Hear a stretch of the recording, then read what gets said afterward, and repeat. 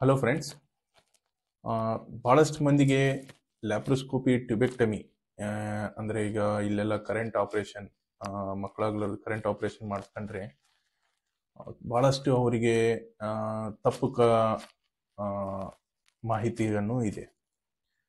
First ಏನು ಅಂದರೆ ನಾವು ಲ್ಯಾಪ್ರೋಸ್ಕೋಪಿ ಟ್ಯುಬೆಕ್ಟಮಿ ಮಾಡಿಸ್ಕೊಂಡ್ರೆ ದಪ್ಪ ಆಗ್ಬಿಡ್ತೇವೆ, ಇಲ್ಲ ತಳಗಿರೋರು ಇನ್ನೂ ತಳಗಾಗ್ಬಿಡ್ತಾರೆ ಅಂತ ಹೇಳ್ತಾರೆ.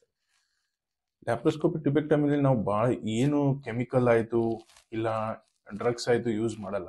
ಲ್ಯಾಪ್ರೋಸ್ಕೋಪಿ ಟ್ಯುಬೆಕ್ಟಮಿಲಿ ನಾವು ಜಸ್ಟ್ ಟ್ಯೂಬ್ನ ರಿಂಗ್ಲಿಂತ ಬ್ಲಾಕ್ ಮಾಡ್ತೇವೆ ಅಷ್ಟೇ ಆಪರೇಷನ್. ಅದರಲ್ಲಿ ನಾವು ಆ ಗ್ಯಾಸ್ಲಿಂತ ಆಗಲಿ ಕಾರ್ಬನ್ ಡೈಆಕ್ಸೈಡ್ ಗ್ಯಾಸ್ ಏನು ಯೂಸ್ ಮಾಡ್ತೀವಿ ಅದರಲ್ಲಿಂತ ತಮಗೆ ಏನು ಪ್ರಾಬ್ಲಮ್ ಆಗಲ್ಲ. ಸೊ ನೀವು ಅದು ಆಪರೇಷನ್ ಮಾಡಿಸ್ಕೊಂಡ್ಲಿಂತ ತಾವು ದಪ್ಪ ಆಗ್ತೀರಾ ಇಲ್ಲ ಸುಮ್ಮನೆ ತಳಗಾಗ್ತೀರಾ, ಅದು ಏನು ಅದಕ್ಕೆ ಸಂಬಂಧ ಇಲ್ಲ.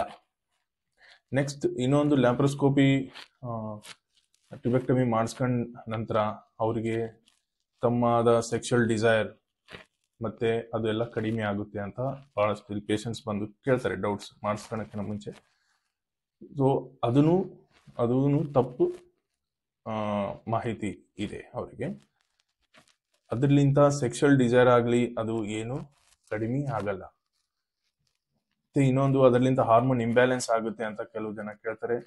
ಅದಕ್ಕೂ ಹಾರ್ಮೋನ್ ಇಂಬ್ಯಾಲೆನ್ಸಿಗೂ ಏನು ಸಂಬಂಧ ಇಲ್ಲ. ಯಾಕಂದ್ರೆ ಹಾರ್ಮೋನ್ ಫಂಕ್ಷನ್ ಮೇಂಟೈನ್ ಮಾಡೋದು ನಮ್ಮ ಮೆದುಳಲ್ಲಿ ಪಿಟ್ಯುಟರಿ ಗ್ಲ್ಯಾಂಡ್ ಅಂತ ಇರುತ್ತೆ, ಹೈಪೋಥಾಲಮಸ್ ಮತ್ತು ಪಿಟ್ಯುಟರಿ ಗ್ಲ್ಯಾಂಡ್, ಮತ್ತೆ ಗರ್ಭಸಂಚಯದಲ್ಲಿ ಓವರೀಸ್, ಅದ್ರ ಜೊತೆ ಓವರೀಸ್ ಅಂತ ಇರುತ್ತೆ. ಸೊ ಇವು ನಮ್ಮ ಹಾರ್ಮೋನ್ ಬ್ಯಾಲೆನ್ಸ್ ಅನ್ನು ಮೇಂಟೈನ್ ಮಾಡುತ್ತೆ ಆಕ್ಚುಲಿ.